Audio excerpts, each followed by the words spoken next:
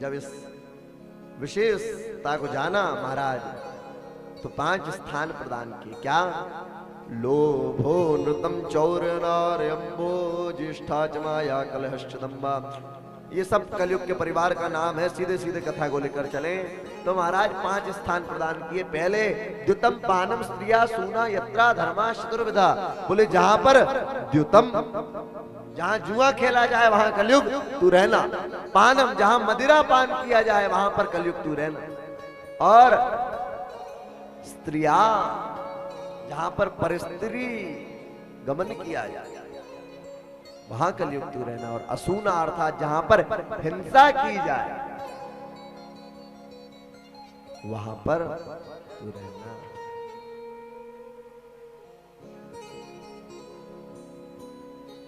ध्यान रखिए, जहां जुआ खेला जाए, जहां पर शराब पिया जाए, जहां पर स्त्री संग किया जाए और महाराज जहां पर असूना अर्थात हिंसा की जाए वहां वहां कलयुग का वास है। बंधुओं, मदिरा से अपने आप को दूर कर लीजिए। अगर जीवन के असली अमृत का पान करना है तो मदिरा अर्थात विष से दूर हो जाइए। मदिरा को विष के समान बताया गया।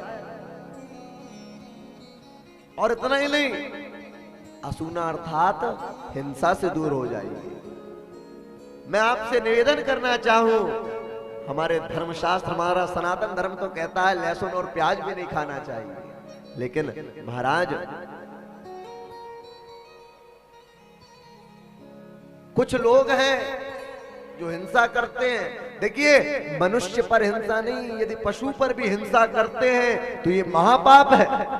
आपको किसने ये अधिकार दिया कि आप किसी पशु की हिंसा कर सकते हो, उसको काट कर खा सकते हो?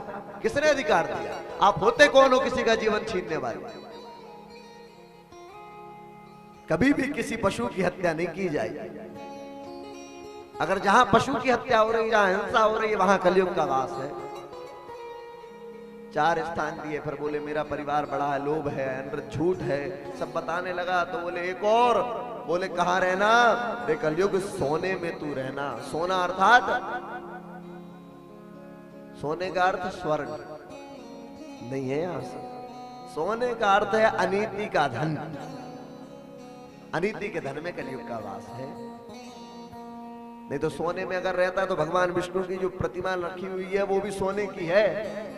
और महाराज इतना ही नहीं, स्वर्ण की प्रतिमा, और हम जो अंगूठी पहनते हैं जिसे पवित्री कहा जाता है, जो शरीर को पवित्र कर देती है, वो भी काय की रहती है? सोने की रहती है। तो अगर उसमें कलयुग का वास रहता तो क्या भगवान की पूजा में उसका उपयोग किया जाता? नहीं। बोले विधान दिया, बोले अनीति का धन।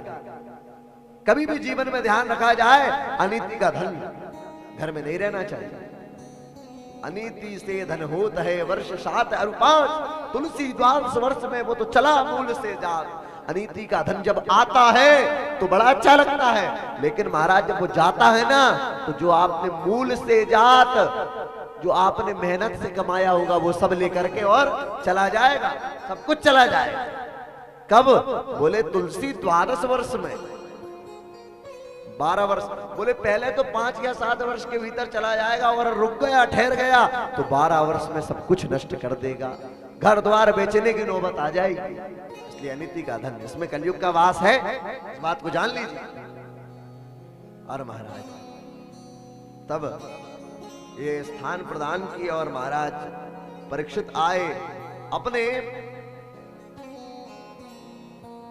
महल में। और महाराज द्वितीय दिवस ही उन्होंने एक अपने राजकोष से मुकुट निकाला। ये मुकुट किसका था? जरासंध का। जरासंध ने तो जो भी कमाया सब कुछ अनीति का ही था, और उस मुकुट का जैसे धारण किया, कलयुग का प्रभाव हो गया। और महाराज कलयुग का जैसे ही प्रभाव हुआ, महाराज परीक्षित गए वन में आखेट के लिए, शिकार करने के लिए गए हुए थे। वहां पर शिकार करते करते थक गए, प्यास लगी। महाराज प्यास लगी तो गए एक ऋषि के आश्रम में, शमीक ऋषि के आश्रम पहुंचे, और वहां पर जाकर के देखा तो शमीक ऋषि अपने ध्यान में लगे हुए थे। उसी समय महाराज परीक्षित ने देखा। अब कलयुग का प्रभाव देखिए, जो महाराज परीक्षित जाते थे संतों के यहाँ तो सर्वप्रथम दंडवत प्रणाम करते थे, वो महाराज परीक्षित ने क्या किया? बोले ऋषि मेरे सामने ढोंग कर रहा है। मैं इतना बड़ा चक्रवर्ती राजा, अभिमान तो अपने आप आ जाता है, इतना बड़ा चक्रवर्ती राजा यहां पर आया हुआ हूं और ऋषि ढोंग कर रहा। तो वहां पर एक मरा हुआ सर्प डला हुआ था, उसे अपने धनुष से उठाया और जाकर के समीक ऋषि के गले में डाल दिया। समीक ऋषि तो अपने ध्यान में लगे हुए थे। महाराज परीक्षित वहां से चले गए, अपराध जैसे किया। यहां पर शिष्य आए, देखा गुरुदेव भगवान के गले में मरा हुआ सांप डला है। उसी समय गए समीक के पुत्र शिंगी के पास और शिंगी से कहा कि तू यहाँ स्नान कर रहा है कौशिकी नदी में, और वहां तेरे बाप के गले में किसी ने मरा हुआ सांप डाल दिया है। और महाराज युवा पुत्र समीक ऋषि का, जिसका नाम शिंगी, आया, आकर के जैसे ही देखा इत्युत्पारोष्टाम्राक्षो वैश्यान ऋषि बालका और कौशिकीं जलम उपस्पृश्य वाग्वर्जं विससर्जः। इत्युत्पारोष्टाम्राक्षो, वो वैश्य जो समीक ऋषि का पुत्र शिंगी आया और आकर के कौशिकी नदी जलम उपस्पृश्य, देखा अपने पिता के गले में मरा हुआ सांप डला है। महाराज उस व्यक्ति जिसने ये सर्प मरा हुआ डाला है, उसे कौशिकी नदी के जल को हाथ में लेकर के और श्राप दे दिया। क्या? तक्षकम सप्तमे हनि, ऐसा श्राप दे दिया। 7 दिवस में तक्षक नाग के काटने से और मृत्यु हो जाएगी। तक्षकम सप्तमे हनि।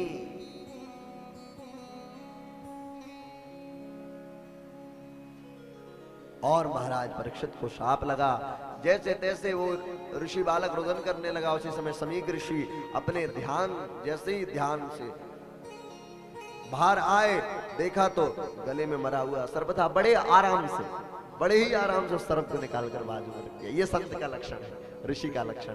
देखिए बड़े आराम से रख दिया और कहा पुत्र से, पुत्र क्यों रुदन कर रहा है? बोले पिताजी आपके गले में किसी ने मरा हुआ सर्प डाल दिया था, उसे मैंने 7 दिवस के अंदर मरने का जो है श्राप दे दिया, मृत्यु हो जाएगी उसकी। और नेत्र बंद करके समीक ऋषि ने ध्यान लगाया, जान गए ये अपराध तो महाराज परीक्षित से हुआ है। अपने 2 शिष्यों को भेजा महाराज परीक्षित से वार्ता करने के लिए। दोनों शिष्य आए, शिष्यों को प्रणाम किया महाराज परीक्षित ने, और उन शिष्यों का हालचाल जाना। और इधर जैसे ही महाराज परीक्षित ने वो मुकुट उतार करके नीचे रखा, कलयुग का प्रभाव हटा। महाराज परीक्षित स्वयं रुदन करने लगे और रुदन करते करते परमात्मा से कहते हैं, परमात्मा मुझसे बहुत बड़ी गलती हुई है, मुझे क्षमा मत करिएगा, मुझे आप इसका दंड दीजिएगा। और महाराज परीक्षित स्वयं कह रहे हैं, हमारे जैसे ने, हम तो कोई भी अपराध करके आखिरी में क्या बोलते हैं? सॉरी, गलती हो गई। सॉरी बोलने की आदत आजकल बहुत पड़ी है। ऐसा नहीं किया, सॉरी नहीं बोला, बोले मुझे दंड दीजिएगा इस बात का। और उसी समय वो ऋषि पुत्रों के पास प्रणाम किया है और ऋषि पुत्रों से हालचाल जाना और पूछा कैसे आपका आगमन हुआ। जैसे ही इस बात की वार्ता आरंभ भई और ऋषि पुत्र कहते हैं कि हमारे ऋषि पुत्र श्रृंगी ने आपको शाप दे दिया, 7 दिवस के भीतर आपकी मृत्यु हो जाएगी, अपनी मृत्यु को सुधार लीजिए। और महाराज जैसे ही महाराज परीक्षित ने इस बात को सुना, नैनों से झरझर झरझर अश्रुधार बहने लगे। मृत्यु से नहीं डरे महाराज परीक्षित, भगवान का धन्यवाद कहने लगे कि परमात्मा मैंने थोड़ी देर पहले आपसे कहा था कि मुझे इस बात का दंड दीजिएगा, देखिए आपने तुरंत दंड दे दिया, कितनी कृपा है आप। तत्क्षण महाराज सब कुछ अपने बालक जन्मेजय इत्यादि को सौंप दिया और महाराज परीक्षित ने कहा अब एक क्षण भी नहीं गंवाना, तुरंत चले गए। कहां? शुकताल। और शुकताल में मां गंगा के तट पर जाकर के सबसे एक प्रश्न करने लगे, म्रियमाणस्य किम कर्तव्य, मरने वाले व्यक्ति को क्या करना चाहिए। एक ही भाव, जो कोई आता है मरने वाले को क्या करें, मरने वाले को क्या करें, यही जानना है, क्या करना चाहिए, क्या करना चाहिए। और तब महाराज उस विनती को हम भी श्रवण करें। महाराज परीक्षित अकेले मरने वाले नहीं है, हम जितने हैं सब मरने वाले, आज नहीं तो कल सबको मरना, मृत्यु अटल सत्य है। तो ऐसा कोई संत, ऐसा कोई साधु, ऐसे कोई गुरु स्वरूप हमें प्राप्त हो जो हमें भवतारण की राह दिखा दे। आइए सुंदर भाव, महाराज परीक्षित का भाव। महाराज परीक्षित कहते हैं, हो ऐसा कोई संत मिले ऐसा कोई संत मिले। कैसा? मेरा तार हरि से जोड़े ऐसा कोई संत मिले। मेरा तार हरि से जोड़े ऐसा कोई संत मिले। मेरा मन के भ्रम को तोड़े ऐसा कोई संत मिले। मेरे मन के भ्रम को तोड़े ऐसा कोई संत मिले। ओ ऐसा कोई संत मिले। ऐसा कोई संत मिले। मेरा तार हरि से जोड़े ऐसा कोई संत मिले। मेरा तार हरि से जोड़े ऐसा कोई संत। बोलिए संत भगवान की जय हो।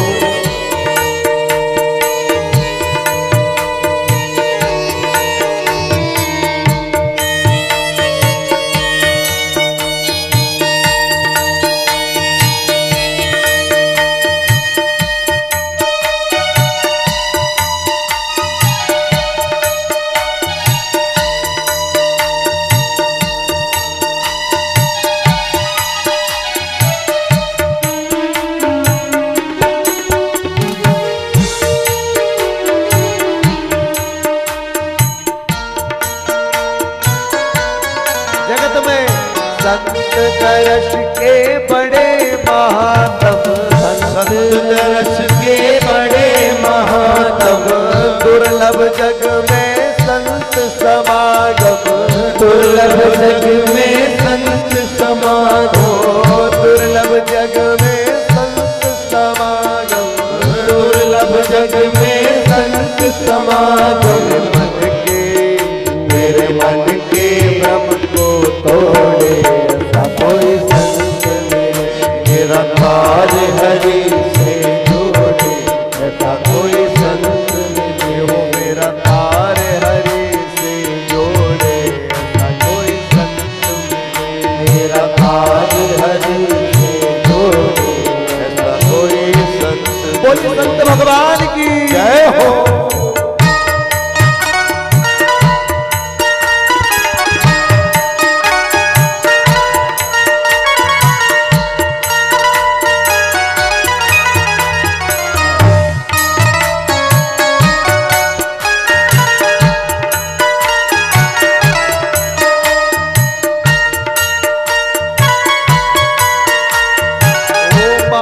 से जो दूर भगाए। माया से जो दूर भगाए। मन का जो अज्ञान मिटाए। मन का जो अज्ञान मिटाए। मन का जो अज्ञान मिटाए। मन का जो अज्ञान मिटाए। मन का जो अज्ञान मिटाए। मन का जो अज्ञान मिटाए। मेरी बाह मेरी बाह पकड़ना छोड़े कोई संत मिले। मेरी बाह छोड़े कोई संत मिले। मेरा तार हरि से जोड़े कोई संत मिले। मेरा तार हरि से जोड़े। बोलिए संत भगवान की जय हो।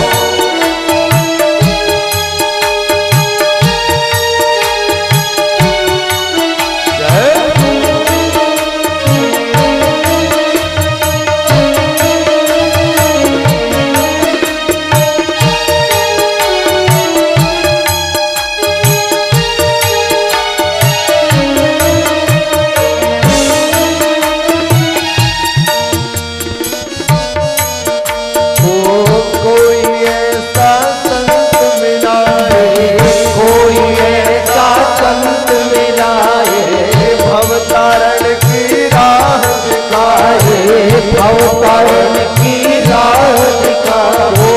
भवतारण की राह दिखाए। भगवान की राह दिखाओ। मुझे सद्गुण मुझे सद्गुण गुण तेरे थोड़े, ऐसा कोई संत मिले मेरा कार्य हरि से जोड़े, ऐसा कोई संत मिले मेरा कार्य हरि से जोड़े, ऐसा कोई संत मिले मेरा कार्य हरि से जोड़े, ऐसा कोई संत मिले, ओ ऐसा कोई संत मिले, ऐसा कोई संत मिले, ऐसा कोई संत मिले, ऐसा